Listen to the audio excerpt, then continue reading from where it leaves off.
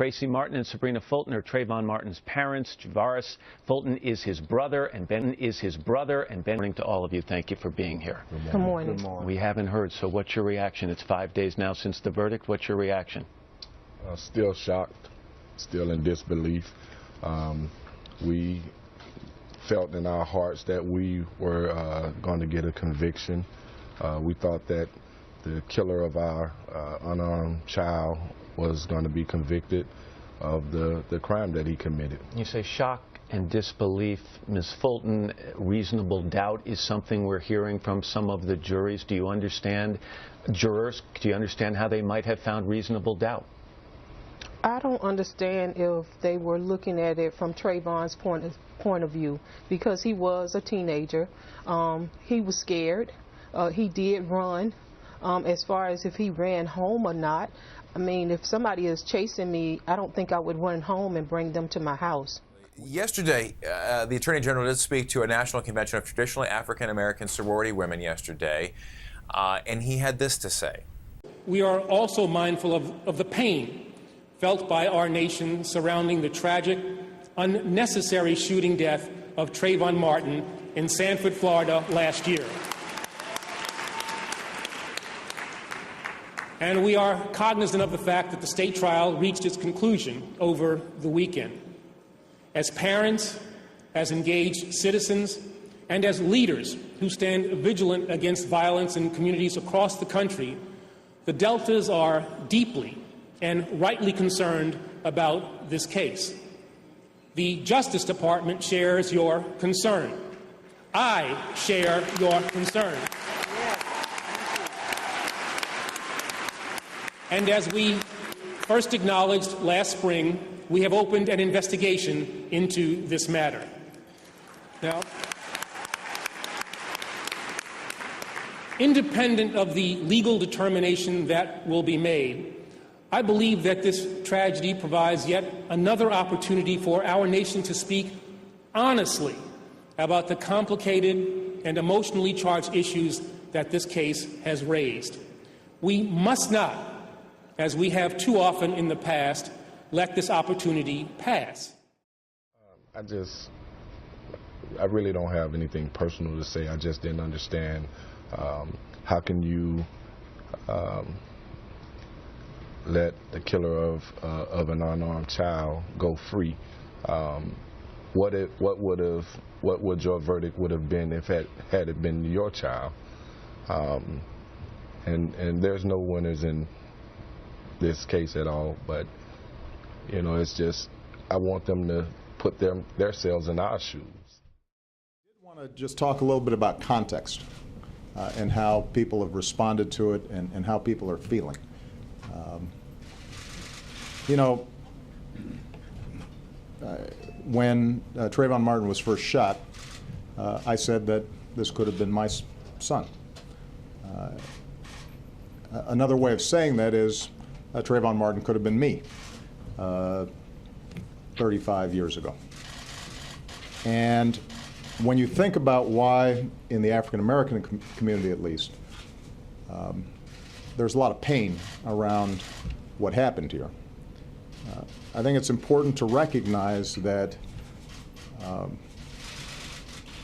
the African-American community is looking at this issue through a set of experiences and a history that doesn't go away.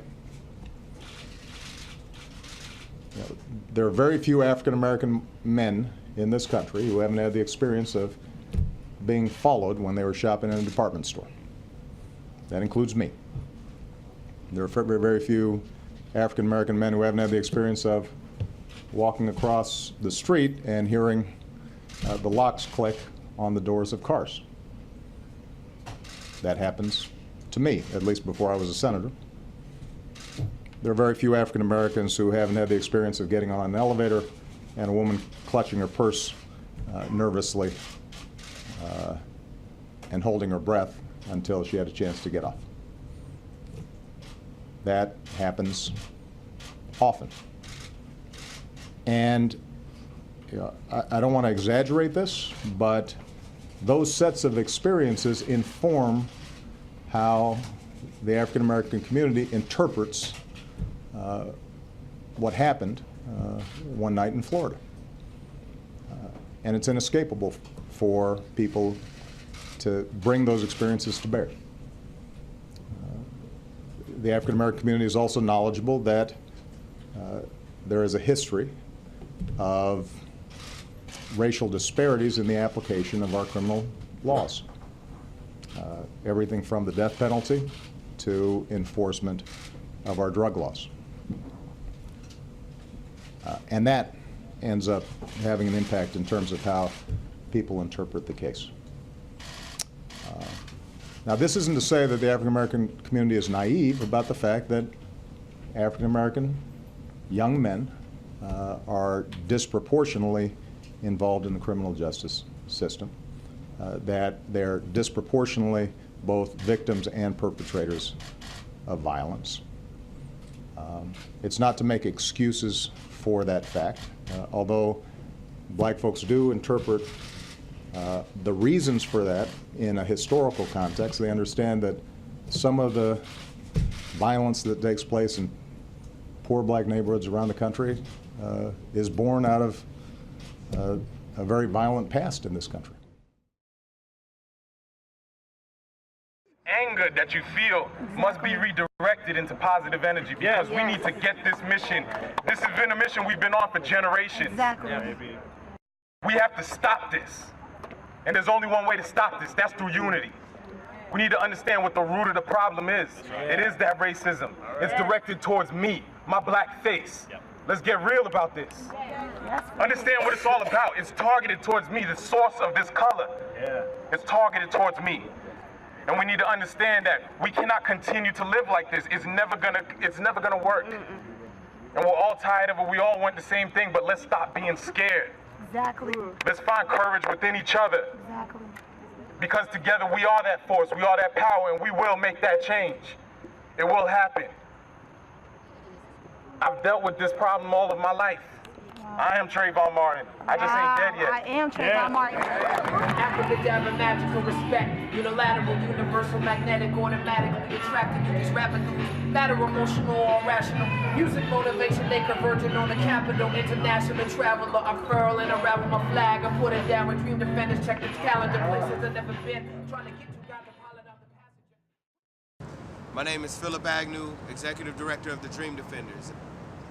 By the time we finish our conversation this morning, another black boy will lay bleeding in the streets of Chicago.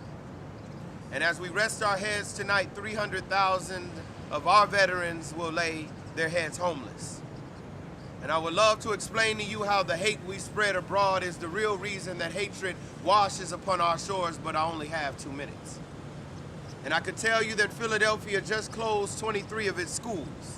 At the same time, it makes way for a $400 million state-of-the-art prison, and that North Carolina and Florida continue to silence their citizens at the ballot box, but I only have 2 minutes. I could tell you how even as we celebrate Dr. King's dream, over 400,000 of our immigrant brothers and sisters languish away in privately owned detention camps, and how we still find our queer brothers and sisters in prison in the shadows of their closets, but I only have 2 minutes. And I tell you how our mothers, sisters, wives, and daughters still earn less, have no control over their bodies, and are traded and trafficked like slaves. And I can tell you how it's easier for someone to buy a gun and put it to their head than it is to diagnose the illness within it, but I only have 2 minutes. And if there was time, I'd tell you that millions of young people and queer people and poor people and people of color are asking, what do we do with all this anger, all this fear, this disappointment and frustration, this mad that we feel? But alas, I only have 1 minute. And with it, this last minute of our conversation, I tell you that though all may seem lost, that there is a generation of dreamers and lovers and defenders and builders bubbling beneath the rubble. And beneath your feet, you may feel a collective quaking, tremors of a sleeping giant awakening, emanating from fault lines at the Arizona-Mexico border, and Raleigh, and in Austin, and in Cleveland, Ohio, and Chicago, Illinois, and even Tallahassee, Florida. And we've come here from every crack, crease, and crevice of our country to our capital to say that for all those whose cares have been our concern, we're ready. to say that anybody that believes will be co-opted, oh, we will not be bought, and we're ready. And for those that doubt our energy and our resolve and our discipline, we're ready. For those that believe that future fingers may fail the torch, fear not, we're ready. For all those that believe in the power of nonviolence and love as unconquerable, we are ready. For 50 years ago, a man told us of a promised land. And for 50 years, we've wandered and wondered, where are the youth, the constant whisper in our ears? And so we have come asking neither permission nor questions, but to answer one and say that we are here, believing indeed that we have a beautiful history, and the one that we will build in the future will truly astonish the world. We're ready.